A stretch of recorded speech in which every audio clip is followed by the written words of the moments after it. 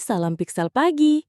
Hari ini kita buka layar bukan buat scrolling, tapi buat kisah legendaris Roro Jonggrang, tapi dengan gaya modern yang seru dan sedikit lucu ya. Yuk simak kisah yang satu ini. Di suatu kota di Pulau Jawa yang sibuk tapi indah, terdapat dua kelompok yang selalu bersaing. Di barat, Pengging Corporation, kerajaan teknologi hijau berbasis AI yang membangun kota berkelanjutan, jalanan cerdas, bahkan taman yang bisa ngobrol. Suasana gedung Pengging Corporation yang megah dengan nuansa masa depan. Pemimpinnya, Pak Damar Moyo, bijak dan tenang seperti nasi uduk pagi-pagi. Pewaris satu-satunya, Bandung Bondowoso, pemuda yang ganteng, tajam, ambisius. Vibes-nya kombinasi Elon Musk dan Dylan. Di timur ada Yayasan Prambanan, kelompok pelindung warisan budaya. Mereka menjaga candi, menjaga kitab kuno, bahkan menjaga resep gudeg dari zaman kerajaan. Dipimpin oleh Prabu Harsabaka, nasionalis ekstrim, kolektor wayang golek tua, dan sangat anti wifi di area cagar budaya. Putrinya Roro Jonggrang, arsitek konservasi, kurator budaya, TikTok star edukasi sejarah, dan calon idol warisan Nusantara. Cantik, cerdas, dan bisa bedakan relief asli versus replika dalam satu sentuhan. Kedua kelompok selalu bertengkar. Yang satu suka membangun masa depan, sedangkan yang satu suka menjaga masa lalu. Pada suatu hari, Bandung Bondowoso sedang memperkenalkan proyek koridor budaya modern di depan publik di atap gedung Pengging Corp. Prabu Harsabaka melihatnya bukan dengan kagum, tapi dengan kebencian. Baginya, masa depan tidak bisa dibangun dengan melupakan masa lalu. Setelah menonton pidato Bandung di TV, Prabu Harsabaka turun langsung memimpin orang-orangnya melakukan aksi protes untuk menolak proyek Bandung Bondowoso. Bandung Bondowoso tampak kesal melihat usahanya selalu dihambat oleh Prabu Harsabaka.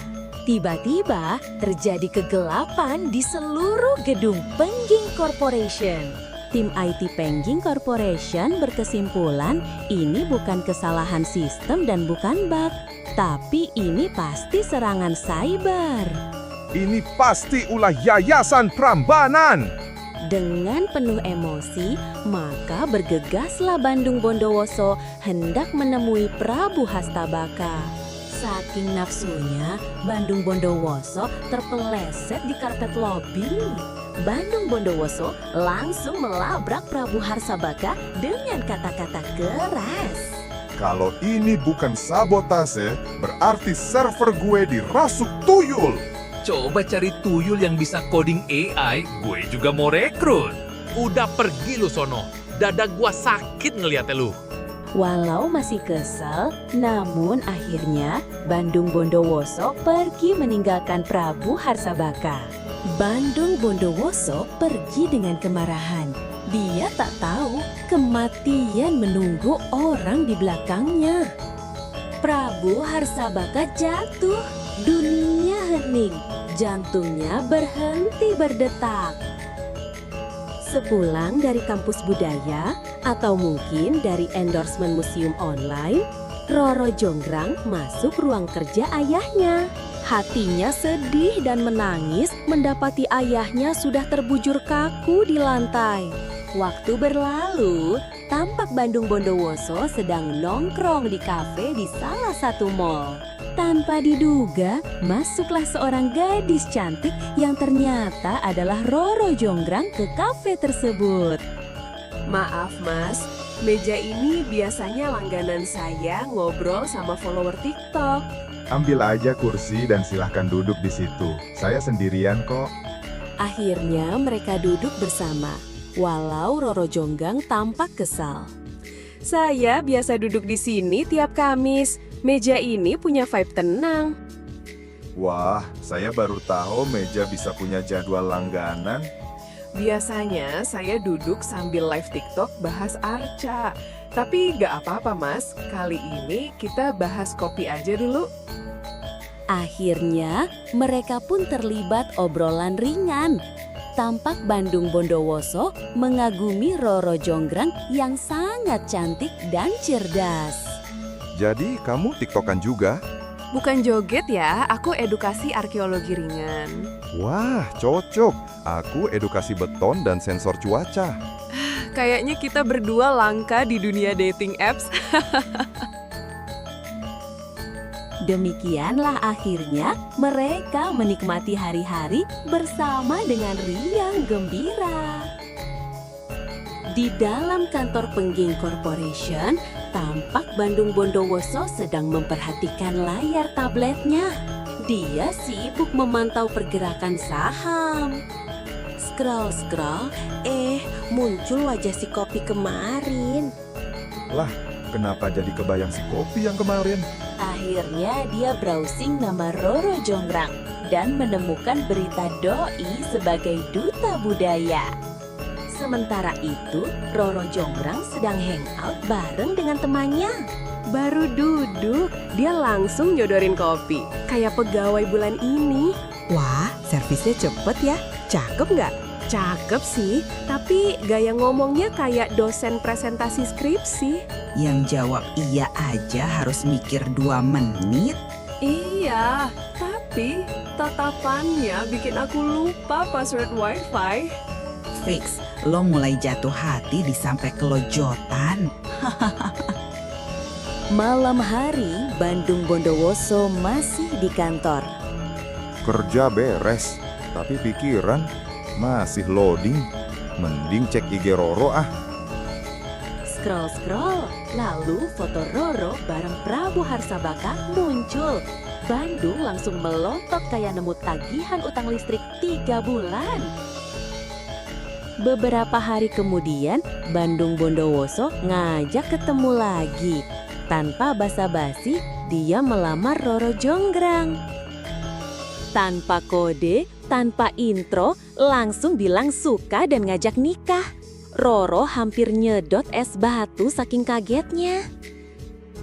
Dengan tersenyum sipuk, Roro Jonggrang berkata, "Ini terlalu cepat." Kita emang baru kenal, tapi hati aku udah kayak wifi. Langsung connect tanpa password. Besok ya aku jawab, soalnya hati aku masih di-update ke versi yang tahan rayuanmu. Bandung Bondowoso setuju, dan untuk mencairkan hati Roro Jonggrang, dia ngajak untuk shopping. Supaya dibilang tajir, maka Bandung Bondowoso membelikan banyak barang-barang branded. Ini orang lebay banget sih, ganteng-ganteng tapi lebay. Tiba-tiba, seorang wanita paruhbaya menegur Roro Jonggrang. Ternyata, wanita itu adalah sekretaris dari ayahnya, Prabu Harsabaka. Roro Jonggrang segera mengenalkan wanita itu kepada Bandung Bondowoso. Tampak wanita itu sedikit terkejut. Waktu berlalu, senja mulai datang, dan mereka pun akhirnya pulang. Malam hari, Roro Jonggrang yang sedang siap-siap tidur sambil memikirkan jawabannya besok ketika tiba-tiba teleponnya berdering. Halo, ini siapa ya? Roro, pria yang tadi di mall adalah orang terakhir yang datang ke kantor dengan marah-marah sebelum ayahmu meninggal dunia. Roro Jonggrang terduduk lemas dan sedih. Hatinya berkecamuk dan marah pada Bandung Bondowoso. Dia berpikir keras untuk menolak lamaran Bandung Bondowoso yang dianggapnya penyebab meninggalnya sang ayah. Dia sadar kalau Pengging Corporation adalah perusahaan besar yang dekat dengan penguasa. Dia takut penolakannya akan mengakibatkan ditutupnya Yayasan Prambanan warisan ayahnya. Hari berganti pagi menjelang. Suasana asri tampak dari luar gedung Yayasan Prambanan. Roro Jonggrang sedang membuat proposal sebagai syarat menerima lamaran Bandung Bondowoso. Roro Jonggrang bergegas menuju ruang rapat tempat Bandung Bondowoso menunggunya. Roro tersenyum sopan, dengan nada hati-hati dia berkata, "Aku menghargai niatmu, Mas, tapi saat ini aku lagi fokus di pekerjaan dan tanggung jawab yayasan. Belum kepikiran soal yang lain." Fokus itu bagus, tapi aku juga ditugaskan negara. Dan kalau satu-satunya jalan supaya yayasanmu tetap berdiri adalah dengan kita bersatu, ya kenapa tidak kita bicarakan lebih jauh? Nah kan, mulai ngancam.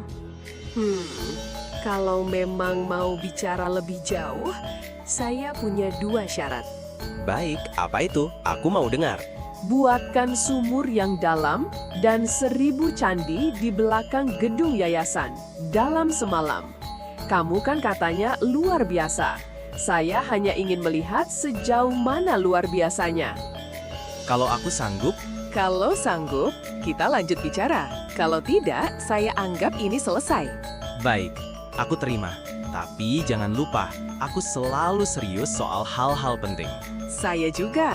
Hari menjelang senja, Bandung Bondowoso segera menyiapkan peralatan untuk membangun sumur dan 1000 candi.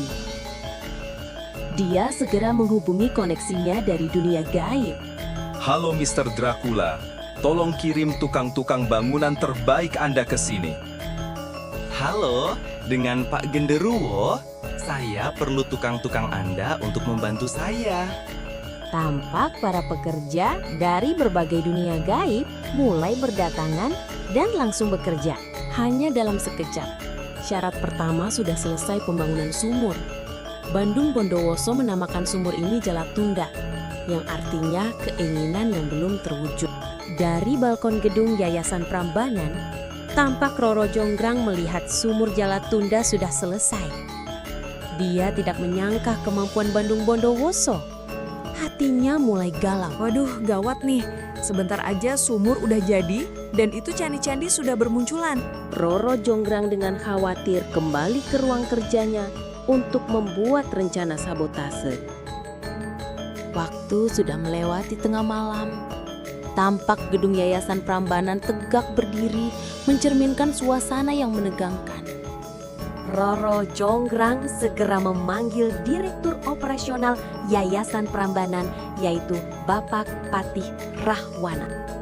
Ndu, ini laporan terakhir. 995 candi sudah berdiri. 5 lagi, dia kelar. Makhluk-makhluk bantuannya itu loh. Genderuwo, Dracula, bahkan ada yang mukanya kayak panci penyok. Kita harus sabotase segera. Bagaimana caranya, Duk? Kita buat tipuan fajar. Hah? Pak Pati segera kumpulkan semua pegawai. Semuanya dengarkan. Kita akan melakukan operasi tipuan fajar. Siapkan mobil-mobil dan motor, bangunkan warteg sebelah, siapkan speaker Bluetooth dan lainnya. Operasi tipuan fajar dimulai. Tampak mobil-mobil, motor, dan orang-orang berlalu lalang di sekitaran gedung Yayasan Prambanan. Warung makan dekat gedung Yayasan Prambanan sibuk melayani pembeli. Dan di kejauhan terdengar suara azan subuh. Mendengar suara azan dan bunyi suara hiruk-pikuk lalu lintas dan banyak orang antri di warteg. Para pekerja gaib panik dan berlarian pulang kampung. Menyadari waktu belum pagi, Bandung Bondowoso berteriak dengan panik. Woi, balik woi. Baru jam 3. Bandung Bondowoso marah besar karena mengetahui telah ditipu. Lalu segera menghubungi Roro Jonggrang. Candi ini sudah 999, tinggal kurang 1. Sekarang kamu kesini segera atau yayasanmu akan aku hancurkan. Kamu telah menipu aku. Kamu telah membunuh ayah aku. Aku tidak membunuh ayahmu. Buktinya ayahku meninggal setelah kamu pergi. Kamu telah menipu aku. Kamu akan menyesal. Kami mempunyai teknologi paling canggih. Sambil meluapkan emosinya, Bandung Bondowoso mengirim pesan WA ke markas Penging Corporation. Tidak lama kemudian, sebuah drone datang menghampiri mereka. Tiba-tiba, seberkas sinar keluar dari drone menyinari Roro Jonggrang, membuat dia tidak bisa menggerakkan tubuhnya. Tidak beberapa lama kemudian, Roro Jonggrang berubah menjadi patung batu, melengkapi 999 candi yang sudah ada. Sejak itu, patung itu disebut Arca Durga, yang terletak di dalam ruang candi yang besar, dikenal dengan nama Candi Roro Jonggrang. Kini, candi-candi tersebut menjadi cagar budaya yang indah di tengah kota. Kisah Roro Jonggrang dan Bandung Bondowoso terus dikenang dengan banyak makna di dalamnya. Pertama, untuk belajar agar tidak menjadi orang serakah yang dapat merugikan orang banyak dan diri sendiri. Lalu, sebagai manusia, sebaiknya hindari memaksakan kehendak kepada orang lain, seperti yang dilakukan Bandung Bondowoso terhadap Roro Jonggrang. Dan yang terakhir, belajarlah untuk selalu menepati janji dan tidak berbuat curang kepada orang lain. Terima kasih sudah nonton sampai akhir. Semoga kisahnya menghibur, bikin mikir, dan mungkin sedikit baper. Jangan lupa like, komen, dan subscribe video ini. Sampai jumpa di kisah legendaris berikutnya.